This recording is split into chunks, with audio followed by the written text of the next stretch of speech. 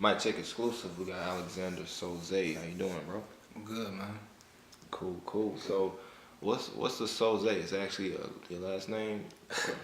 No, actually, Soze comes from the movie The Usual Suspects.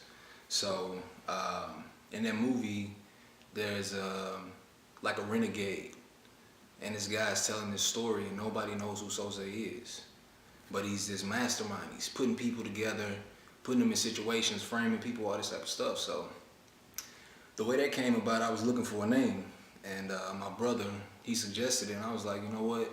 That's clever because it's simple, but it's still catchy enough where people automatically have to be like, what is it? How do you pronounce it? Right. And I kind of like that that people have to do that. So I like that. Yeah. Cool, cool. So, tell us about your music, cause you definitely have a different style. Music for me, man. I do my best to make sure my music is going to be universal. It has to be because I think sometimes we as artists get caught up in I want to be street, or I want to be pop, I want to be this, I want to be that. So my whole goal is to make it where I can appeal to a wide audience, but I'm not sacrificing my artistry. I feel like that's really important anytime you are an artist. You have to find that line. Like, I'm going to be mainstream, but I'm still gonna be me, and I'm gonna live in this area. If I'm in the area, I'm always gonna be happy. So that's what my music has got to a point where I distinctly know what my sound is, down to the instruments that I'm gonna use in my songs. You know. Do you produce your music as well? Yeah, and the weird thing is, like, I only produce for myself. Like, I can produce for other people, but I know what I want to hear. And I know how to back my voice at this point because I know where my sweet spot is when I'm rapping. So it's like by knowing the technical side, I know how to build the beat around my voice. Mm-hmm. So yeah, it's complicated sometimes because it does take longer to do everything as opposed to being like, hey bro, you got some beats. You know what I'm saying? I don't do that. Just because it's like I respect people enough to know that I don't want you to work for free. You know what I'm saying? Most producers don't want to work for free, and then I just love doing it. So at this point, I love that as much as rapping itself. So it's kind of one of those things that goes together. I have to do both of them. Word. Yeah. So, what inspires you the most? What inspires me the most? I would have to say honestly, I'm a very spiritual person. So for me, my inspiration it comes from God, just because I don't feel like any artist is doper than him. You know, you look around, it's so much stuff around you just every day, every way, like how we were talking about, you know what I'm saying, just looking outside. You can look around and depending on what time it is, you see things so much differently. So that's a huge one, but I would say like as far as music goes, I'm caught up in songs that have depth. Like if it's built well put together from the lyrics to the instrumental, like I don't care who it is, like it doesn't matter. Like if it's well put together and I could tell you took your time with it, you gonna inspire me on a really, really deep level. Word. So, how long you been doing music? I started back in 2007. I had always wrote poetry and stuff like that, but I never put it in the song form. And what happened was my brother just pitched the idea because he had been doing music and stuff like that. And he was like, hey, I'm doing a remix of this song. You should get on it. So at that time, I'm like 17. So he was kind of like, I mean, he probably going to write something decent. But like I wrote the verse and it shocked him. You know, he's like, hey, man, that's actually good. We should work on a little bit more stuff together. So it went from there. And then as far as like solo stuff, I kind of started toying around with it back in 2009 because that's kind of around the time I started learning how to produce. So from there, that's when I produced my first song and stuff like that, and I understood it a little bit better. I'm like, okay.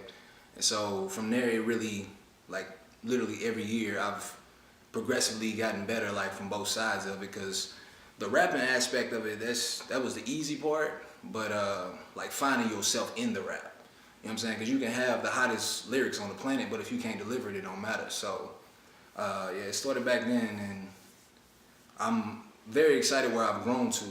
I think that's been the coolest thing to watch. Because, I mean, you know, you go back and listen to a verse from, if only just a year ago, you know, and you hear the way you hear yourself. And I think that's something I've been wanting for a while, and I finally got to that point. Cool. Yeah. So, any albums you got out or any mixtapes? I actually released a project at the beginning of last year. It was in February, called Deja Nu. I would definitely say check that out if you haven't. It's a very, very eclectic album, is what I would say. People from all different types of walks of life told me, this is my favorite song, and this is why. And then somebody else would say, this is my favorite song, and this is why. And they're like completely opposite songs. So, got that. Then I got a couple projects I did with the group that I work with, the BMKs. We did Kingpin and we did Who. Both of those are more like mixtapes. So I got those, and then currently I'm working on a project that I'm thinking about releasing. Probably is gonna be late January. It's called Road Trip. So What's that about? Say what? What's that about? Road Trip is one of those things where I've never met anybody who hasn't gone on a road trip. So I was thinking, I'm like, well, I want something that in the title is gonna connect with people, because it really doesn't matter what time of year it is, people are gonna be traveling. So I'm like, I want this to be the soundtrack that you listen to while you're gone. So Road Trip, basically, like when it comes to the music, it's kind of like just that journey of going somewhere. You're always happy to go, but I think you go through a lot of emotions because you always got to come back. So I look at it like something made you leave, you know. So it's like it goes through that full range of what you would feel while you're on a road trip. That's dope. So when can we expect the release to that? Like I said, I'm thinking the end of January. I'm probably gonna drop a single within this coming week. Had some crazy technical difficulties, but it's cool though. So I'm gonna drop a single this week, definitely.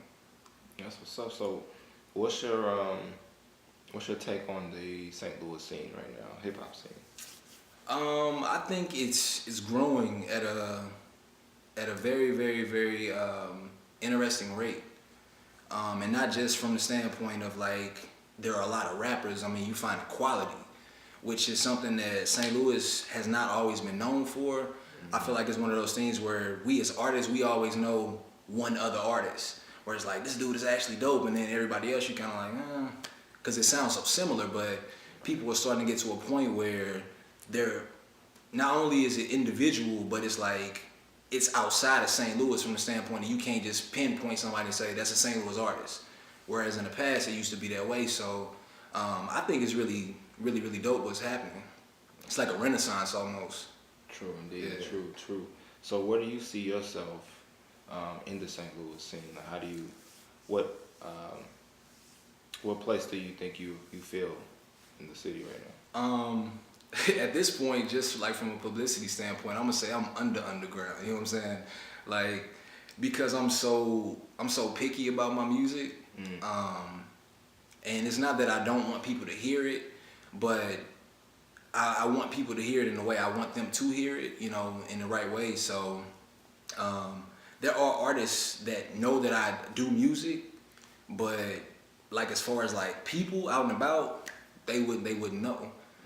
So that's actually one of my goals for this coming year, is to get people hip to what it is I'm doing, because I know it's like, it's not a thing where I'm worried about like talent wise or anything like that. It's just, you know, having the funds to back yourself. I think that's really important. So this is the first time that I've ever had time and resources. It's always one or the other. So I think I'll be able to put in a lot of work, and I think I'll go from that underground to, you know what I'm saying, one of the people at the forefront. I think I'll be able to do that. Do you freestyle at all? Man, what I always tell people, I can freestyle, but I don't like doing it just because I can give you 4 bars and they gonna be like, oh, and then after that I'm gonna start thinking, just because I'm used to writing. So I'm not really a freestyle. I will always tell you I write. That's what I do. I will proudly admit that. Yeah. That's what's up. Have you ever heard of the Slumfest movement? Yeah, I've heard that. Yeah, I know a lot of people who were a part of that. I know You yourself was a part of that. And I'm actually hoping to do that this coming year, because seeing how that came together and knowing all the different types of venues they were using and stuff like that, and then just seeing the crowds and stuff there, you touch a lot of different people. Not even just from a fan standpoint, but from an artist standpoint. I think it's cool that you can just network with that many people at the same time. So I definitely want to do that. Cool. Anything you want to say to the people? What I want to say to the people is, if you actually take the time, and that's really what I challenge you to do. I challenge you to take the time to listen to my music. It's something that I know that every single person will connect with on some level automatically. Whether it be a song that's chill and it's just really, really simple, but it's the cleverness of it, or for like the hip hop heads who like lyrics and things like that, I have songs that get really, really in depth, and I layer my music intentionally to make you listen to it. So I definitely challenge you to listen to it, what I already have out, but definitely be on the lookout for their new project. Are you gonna have any music videos shot for that new project as well? I think so, just because I feel like the album is at a point where it is very visual. So I'm thinking probably like 2 or 3 videos. I mean, in a perfect world, I would like to do like a short for it, you know what I'm saying? Like, 15, 20 minute piece for it. I think that would be cool. But we'll see. I'm going to talk to some people and see what happens. Right. So where have you performed at before? Let's see. It was a food bar. I did food bar like a lot of times. Yeah, food bars keep hip hop shows there. Where else? The Creepy Crawl, when that was around, remember that? Yeah, Creepy Crawl. Where else? I did something at the office one time. So it's like, it's been like smaller places too. So it's like that really puts it in that spot where it's like, it's just frustrating, because you want to have a crowd there. Because like the times that I have performed with a crowd, it was incredible. It was absolutely incredible. You know what I'm saying? Because I'm going to come perform no matter what. But when that crowd there, it elevates everything. So what do you want the crowd to get from, your performance? I always like for people to catch one line. And whatever that one line, like throughout the whole show, you catch one line, that's going to make you go back and listen to it again. And you're going to catch something else and stuff like that. Because it's people that have heard my music, and I'm not gonna lie, sometimes they know my lyrics better than I do. Cause as an artist, once you start doing so many songs, you kind of like forget pieces here and there. You gotta remind yourself, but it's like, they spit my lyrics, it's like, that's incredible. Yeah. Cause it's like, I don't feel like as an artist, you got anything greater than your words. Like, that's what you got, that's what you rest on. So for somebody to know it, forward and backward, know what it means, and then like to actually be curious about more that they don't know, that's an honor, So that's what I really like to give off to the crowd. I want them to hear one line. If I drop the beat out, or if it's the first thing I say, if they catch that one line, that's perfect. I got it. That's what's up. So that's what you want to get, out of the fans and stuff. So what about let's say like 5 or 10 years? Where do you see yourself? 5 to 10 years. That's actually a very good question.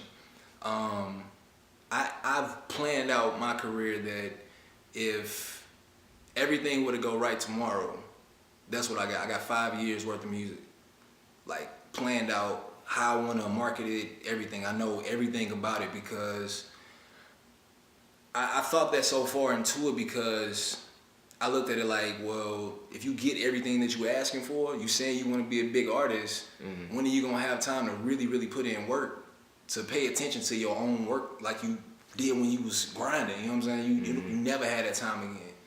So 5 years, I would hopefully be at the 3rd part of this trilogy that I have, this idea for a trilogy that I have. And really I don't necessarily look at it like I want to be the greatest, but to somebody I will be the greatest. That's how I look at it. Because I don't feel like no matter what, it's hard for people to just, you the greatest. It's the Kobe Jordan thing. Like, it don't matter. Right. Jordan gonna be that dude. You know what I'm saying? So you got your Pox and your Bigs. Like, no matter what, they not going anywhere. But I want to put my name in that discussion. That's how I look at it. Like, if somebody looks at me like a viable option and like, no, listen to this. What about this like this?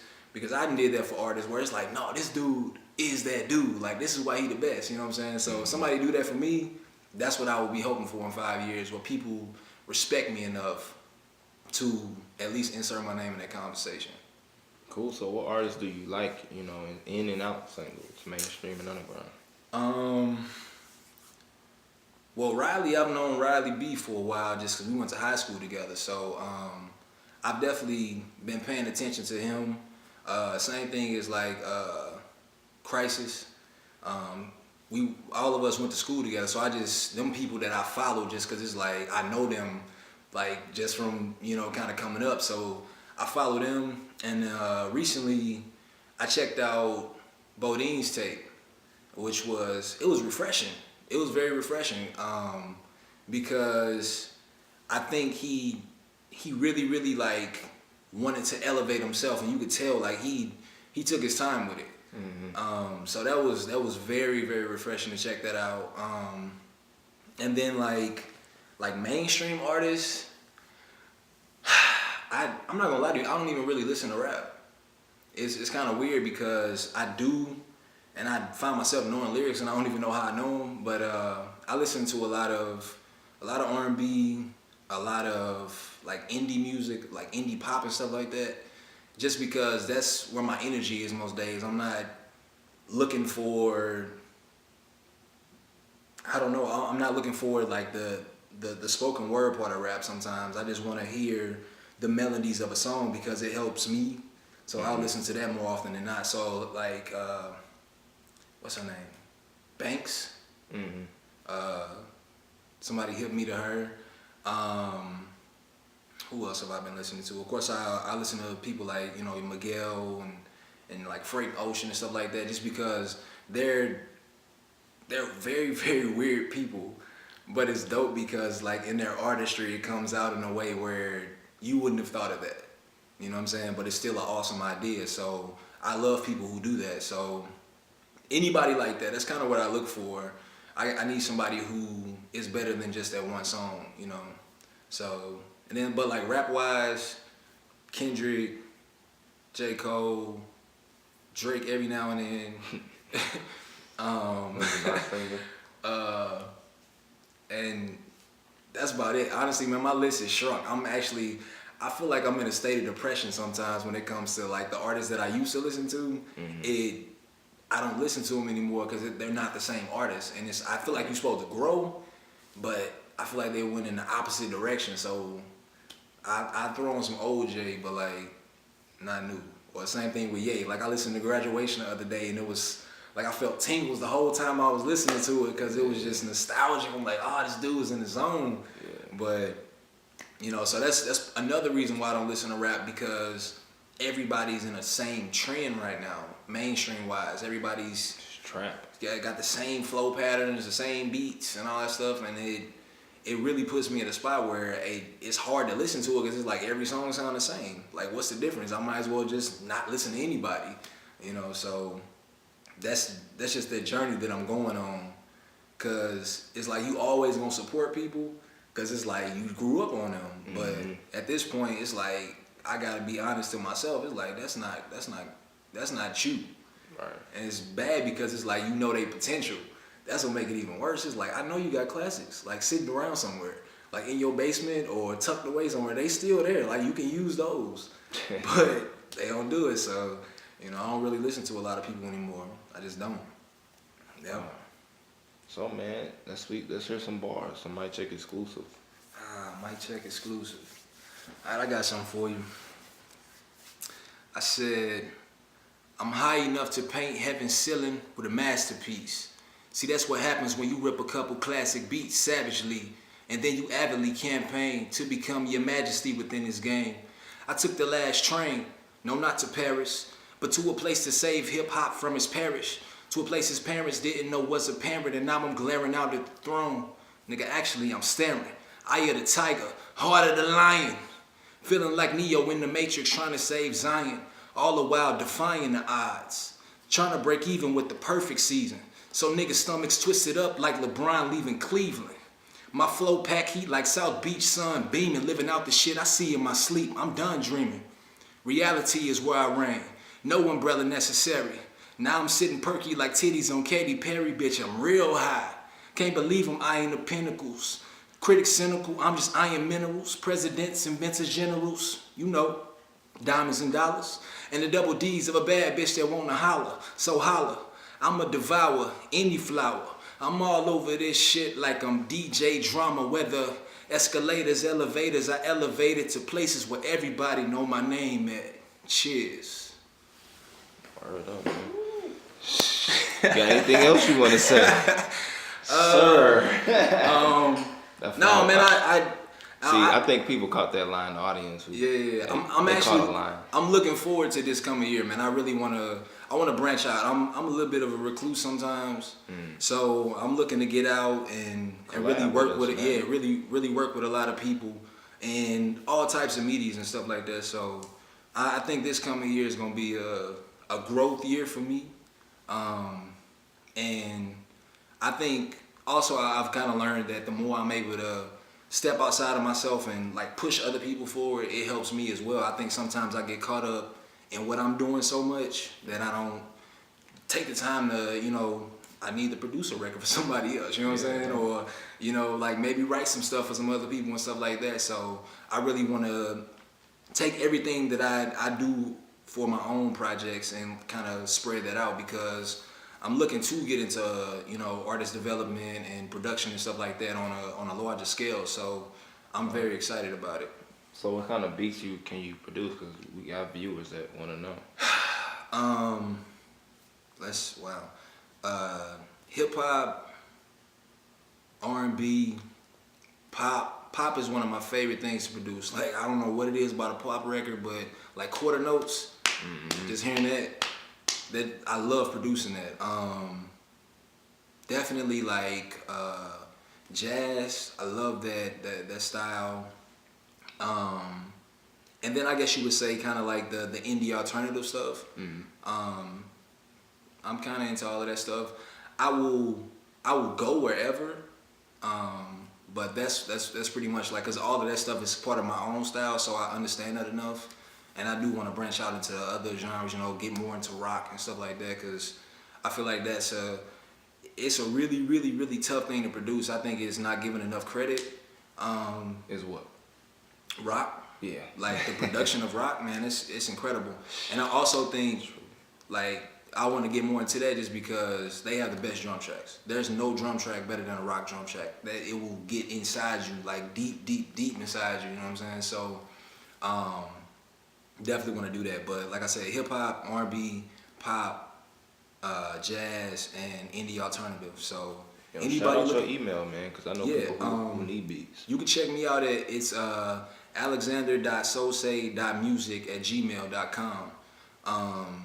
So definitely go there if you're looking to get anything. And I'm more of a person, like, I want to take my time when I'm working with somebody. So if it takes a week, if it takes a month, you know what I'm saying, I'm cool with that, because I want the song to be right, just because I know the time I take for my stuff.